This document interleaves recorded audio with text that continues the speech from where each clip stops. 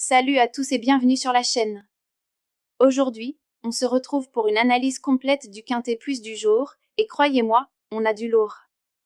Nous sommes le jeudi 23 octobre 2025, et rendez-vous est pris à Auteuil pour le prix Montgomery, un groupe 3 en steeplechase. Alors accrochez-vous, 4700 mètres sur l'herbe d'Auteuil, parcours numéro 50, avec 13 partants qui vont se disputer une belle allocation de 152 000 €. Le terrain ? On a un temps couvert, avec un vent d'ouest à 33 km/h et une piste qui devrait être en bon état. Ce qui rend cette course passionnante, c'est qu'on a affaire à un handicap de steeple, avec beaucoup de chevaux qui reviennent de pause. Certains ont déjà eu une ou deux courses de reprise, d'autres vont progresser. Bref, il y a de vrais coups à jouer. Restez bien jusqu'à la fin parce que je vais vous dévoiler un cheval dont personne ne parle, un vrai fantôme, et je vais vous donner mes pronostics détaillés pour le quintet, le quartet, le tiercé et même mes couplets. Allez, c'est parti! Commençons par mon favori du jour, Jaguar des Obos, le numéro 9. Pourquoi lui? Regardez son parcours récent, après 3 mois d'absence, il a déjà participé à 2 courses de reprise. Et surtout, en dernier lieu, il a été second dans un handicap similaire sur 4400 mètres. Ce cheval monte en puissance, il retrouve la distance de 4700 mètres qui lui convient parfaitement, et il connaît bien Auteuil. En plus, son jockey Gabin Meunier affiche une belle régularité dans les quintets avec 45% de réussite depuis un an. C'est du solide. Pour moi, c'est une valeur sûre qui peut aller chercher la victoire, au minimum, le podium. Ma base du jour, c'est Japon, le numéro 1. Après 4 mois d'absence, il vient de faire sa rentrée avec une 7e place sur cette piste d'Auteuil. Mais attention, en avril dernier, il avait été second sur ce parcours précis. Le cheval connaît les obstacles, la distance, le terrain. Il va forcément courir en progrès pour sa 2e sortie. Et là, c'est important de regarder le duo jockey-entraîneur, Angelo Zuliani et François Nicole, c'est du très lourd. Ils affichent 47% de réussite dans les 5 premiers des quintets. Franchement, difficile de ne pas le mettre dans son ticket. Parlons maintenant d'un cheval qu'on ne voit pas beaucoup dans les médias, mais qui présente des signes intéressants, Pastoureau, le numéro 11. Après 3 mois d'absence, il a déjà couru 2 fois, 5e à Clairefontaine et 4e sur cette piste d'Auteuil. Il est en progression constante, et pour sa 3e course, il devrait être affûté. Les notes le donnent comme possible placé, mais moi je pense qu'il peut faire mieux que ça. À surveiller de très près, surtout si les côtes sont intéressantes. L'outsider que je veux absolument mettre en avant, c'est Benou, le numéro 4. Comme beaucoup dans ce lot, il revient après 4 mois d'absence avec une 7e place en reprise. Mais regardez son historique, il a été 4e dans 2 quintets ce printemps, dont un sur ce parcours. Il connaît la maison, il aime Auteuil, et la paire Ludovic Philippron et Marcel Roland fonctionnent bien ensemble avec 40% de réussite dans les 5 premiers des quintets. Pour une place, voire mieux, je pense qu'il a totalement sa carte à jouer. Ne le négligez pas. Voici mon coup de cœur technique du jour, le cheval dont presque personne me parle, Jardin d'Artel, le numéro 3. Alors oui, sur le papier, 6e sur 6 à sa rentrée, ça ne fait pas rêver. Mais, c'est justement là qu'il faut creuser. Ce cheval est régulier en steeple, il connaît parfaitement cette piste d'Auteuil, et il revient après 4 mois d'absence. Première course, on évacue. 2e course, il va forcément progresser. Pourquoi je l'aime bien? Parce que c'est exactement le profil du cheval qui surprend tout le monde à sa 2e sortie. La régularité en steeple, c'est une qualité rare. Si vous cherchez un cheval à petite cote pour faire exploser vos tickets, c'est lui. Faites-moi confiance sur celui-là. Et maintenant, le profil vraiment inattendu qui peut bouleverser tous les pronostics, Seigneur des A, le numéro 12. Attention, on parle d'un cheval qui revient après plus d'1 an d'absence. À sa rentrée, il a fini 5e dans une course à condition en steeple sur 3500 mètres. Bon, le niveau ici sera plus relevé, c'est certain.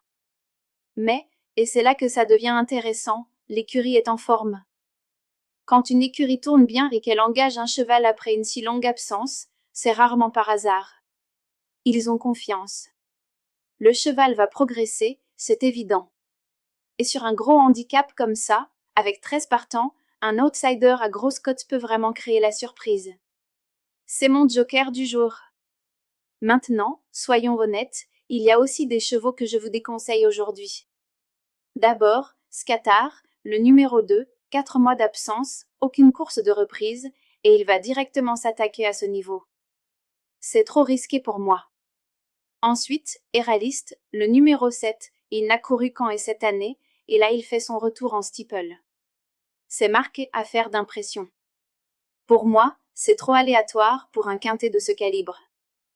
Et enfin, Jolimet, le numéro 13, plus d'un an et demi d'absence. Oui, son jockey Thomas Borin a 52% de réussite dans les quintets, c'est excellent, mais le cheval revient de trop loin. 6e à sa rentrée sur 3500 mètres, et là il passe à 4700 face à un niveau groupe 3. C'est trop demandé pour aujourd'hui.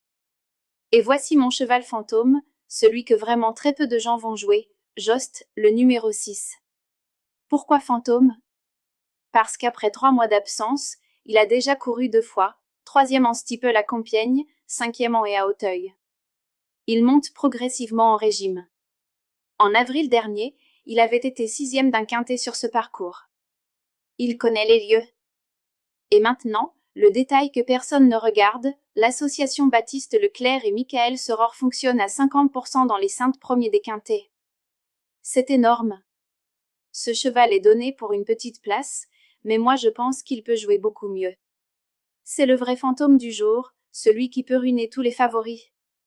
Parlons maintenant des hommes qui font la différence. Meilleur jockey de la course, pour moi, c'est Thomas Borin sur Jolimet. Pourquoi? 52% de réussite dans les quintets depuis un an. C'est le meilleur ratio de la course. Même si je ne joue pas forcément son cheval aujourd'hui, il faut reconnaître que c'est un jockey en pleine confiance qui peut faire des miracles.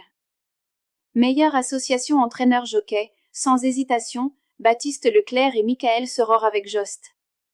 50% dans les 5 premiers, c'est juste exceptionnel. Quand un duo tourne aussi bien, il faut en tenir compte. C'est mathématique, un cheval sur 2 arrive dans les 5 premiers avec eux. Impossible de les ignorer. Allez, maintenant c'est votre tour. Je veux savoir, quel est selon vous le cheval qui ne doit absolument pas être oublié aujourd'hui? Est-ce que vous êtes d'accord avec mon favori Jaguar des Obos? Est-ce que vous allez tenter le coup avec Seigneur des Arts après son an d'absence? Ou peut-être avez-vous repéré un autre cheval? Dites-moi tout en commentaire, j'adore lire vos analyses, et on apprend tous ensemble. Bon, maintenant, ce que vous attendez tous, mes pronostics concrets. 9. Jaguar des Obos, mon favori, en forme, distance parfaite. 1. Japon. Ma base. 11. Pastoureau. En progression, 3e course. 4. Benou. Connais le parcours. 6. Jost. Mon fantôme. Voilà, mon ordre de préférence. Bien sûr, vous pouvez aussi le jouer en désordre si vous voulez sécuriser. Mwen Carté, 4 chevaux plus un regret. 9. Jaguar des Obos. 1. Japon. 11. Pastoureau. 4. Benou. Mon regret? Le numéro 3. Jardin d'Artel. Je vous ai dit que c'était mon cheval caché, et je pense vraiment qu'il peut créer la surprise à sa 2e sortie. Mwen Tiercé, top 3. 9. Jaguar des Obos. 1. Japon. 11. Pastoureau. Voilà mon podium idéal. Évidemment, dans le steeple, tout peut arriver, mais je suis confiant sur ce trio. Poignée de main Mwen couplet gagnant. Placé. 9. Jaguar des Obos. 1. Japon. C'est mon duo béton. Ces 2 chevaux ont tout pour bien figurer. En couplet placé, je pense que c'est vraiment du solide. Mwen 2 sur 4, combinaison prudente. 9. Jaguar des Obos. 1. Japon. Dans. 11. Pastoureau. 4. Benou. Voilà une combinaison qui me semble équilibrée entre sécurité et rapport intéressant. Attention, avant de conclure, je tiens à être très clair avec vous, ce contenu est purement analytique et personnel. C'est mon point de vue, basé sur mes recherches et mon expérience, mais ça reste mon opinion. Chacun est libre de ses choix et totalement responsable de ses propres décisions. Faites vos propres analyses, croisez les informations, et surtout, jouez toujours de manière responsable et raisonnée. Je ne suis pas là pour vous dire quoi faire, je suis là pour partager ma passion et mes analyses avec vous. Je termine avec un conseil turf que je trouve vraiment important, surtout sur une course comme celle-ci, faites attention aux chevaux de reprise. Aujourd'hui, on a beaucoup de chevaux qui reviennent après 3, 4 mois, voire plus d'un an d'absence. La règle d'or, un cheval à sa première course de reprise, c'est très risqué. Mais à la deuxième, voire la troisième sortie, là il commence à être affûté. Regardez Jaguar des Obos, Japon, Pastoraux, ils ont déjà eu 1 ou 2 courses dans les pattes. C'est là qu'ils sont dangereux. Inversement, un cheval comme Scatar ou Jolimet qui revient directement après une longue absence, c'est beaucoup plus aléatoire. Donc mon conseil, priorisez les chevaux en progression sur leur deuxième ou troisième sortie après une pause. C'est souvent là que se trouvent les meilleurs rapports qualité-prix. Voilà, c'est tout pour aujourd'hui. J'espère que cette analyse vous a plu et surtout qu'elle vous aidera à construire vos tickets. N'oubliez pas de liker cette vidéo si elle vous a été utile, de vous abonner à la chaîne pour ne rater aucune analyse, et surtout d'activer la petite cloche pour être notifié dès qu'une nouvelle vidéo sort. On se retrouve en commentaire pour échanger, et je vous dis à très bientôt pour une nouvelle analyse. Que le meilleur cheval gagne, et surtout, bonne chance à tous. Salut!